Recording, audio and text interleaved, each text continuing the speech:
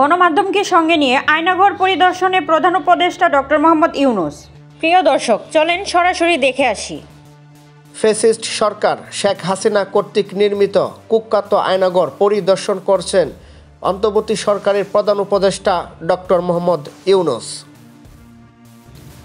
তার সঙ্গে আছেন দেশ এবং বিদেশের বিভিন্ন গণমাধ্যমের প্রতিনিধি এবং আয়নাঘরে গুম হওয়া ভুক্তভোগীদের বেশ কয়েকজন।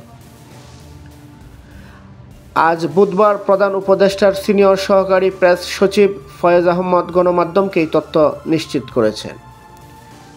গত বৃহস্পতিবার উপদেষ্টা পরিষদের বৈঠকে প্রধান উপদেষ্টার আয়নাঘর পরিদর্শনের সিদ্ধান্ত নেওয়া হয়েছিল বলে জানানো হয়।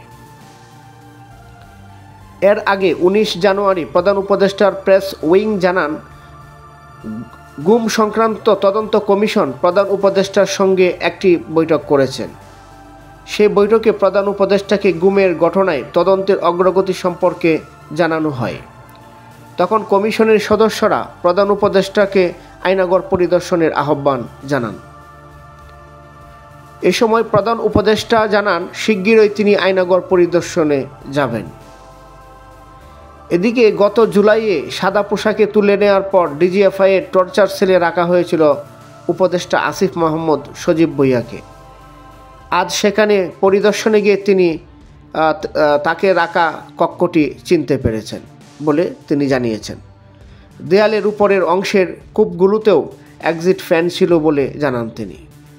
প্রধান উপদেষ্টা রাজধানীর 3টি এলাকায় র্যাব ও ডিজিএফআইয়ের টর্চার সেল অর্থাৎ আয়নাঘর নামে পরিচিত কক্ষগুলো পরিদর্শন করেছেন।